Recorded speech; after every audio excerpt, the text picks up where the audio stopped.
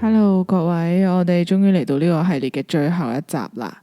咁如果你由第一集開始聽嘅話咧，你已經可能感受到 Deep Web 咧，其實唔單止係一堆 data 嚟嘅，佢仲係一個無底嘅深淵啦。而今日咧，我哋要接觸深淵入邊最核心嘅部分，就係信念同埋洗腦啦。咁點解有人咧會喺暗網度建立宗教呢？點解一啲會俾法律禁止嘅邪惡思想可以喺呢度好似病毒咁樣傳播嘅呢？ Hello， 大家好，我係喵老闆，目前經營緊5間鋪頭。今日咧，我哋做呢個 Deep Web 嘅 Deep Web File 1.0嘅大結局啦。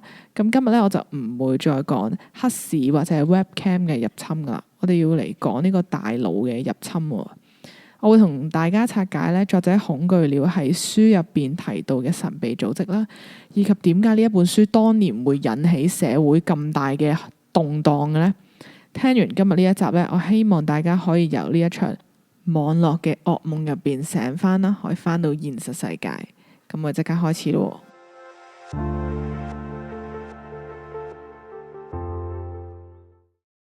喺表網絡咧，如果有人宣揚反社會或者啲極端嘅自殺式宗教嘅話，呢個 social media 好快咧就會封殺晒佢哋噶啦。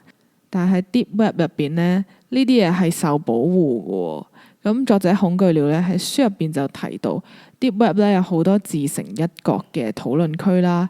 咁喺入邊咧就會有啲人會互相分享一啲好極端殘忍，甚至係涉及到一啲非人類信仰嘅教義喎。咁喺我嘅觀察入邊係咧，呢一種環境會產生一種同溫層嘅效應。當一大班咧好極端嘅人 group 埋一齊嘅時候咧，而冇外界嘅聲音去反對佢哋咧，佢哋嘅思維思想就會變得越嚟越瘋狂啦。咁呢度咧唔單止係罪惡嘅交易現場啦，佢仲係一個喺精神層面上面嘅培養嘅器皿。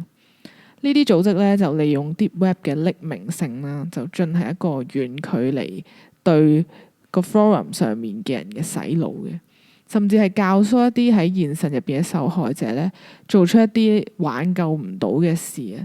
咁呢一種精神上面嘅控制咧，其實比任何物理上面嘅入侵都仲要嚟得恐怖。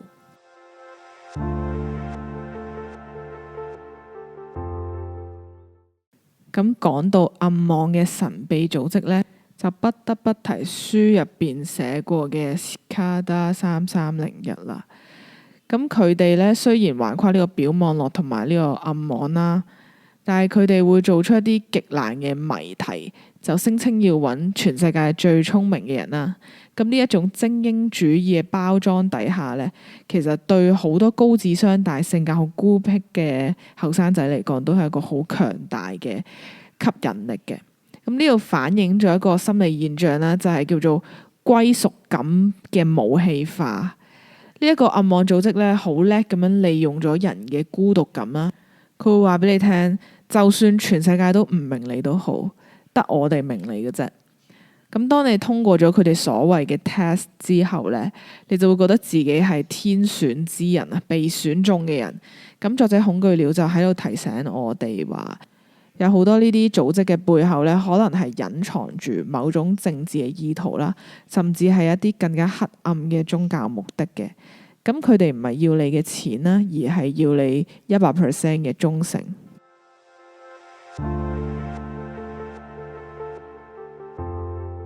咁呢本書咧，當年喺香港都引起咗極大嘅爭議啦，甚至要喺書店嗰度下架啦，因為好多家長覺得咧，佢係教壞細路嘅一本書嚟嘅。但係如果我哋拋開偏見咧，其實作者恐懼了嘅觀點都好明確嘅。因為如果我哋驚咧而避而不談呢啲話題嘅話，咁即係當黑暗其實唔存在噶啦。咁咧，當有危險殺到埋身嘅時候咧，我哋係完全唔識保護自己，毫無防衛嘅能力嘅。咁我就覺得啦，呢本書嘅價值咧，唔係喺嗰啲獵奇嘅個案入邊嘅，而係呢本書咧提醒咗我哋科技嘅進步咧，如果冇道德同埋法律去跟上嘅話，人類就會退化得好快噶啦。咁創業者咧成日都講一個字啊，叫顛覆，但係暗網咧係一種冇底線嘅顛覆啦。咁睇完呢本書咧，我哋應該更加珍惜現實世界嘅秩序同埋法治啦，因為呢啲嘢咧，先係真正保護我哋唔使墮入呢個深淵嘅護城河嚟嘅。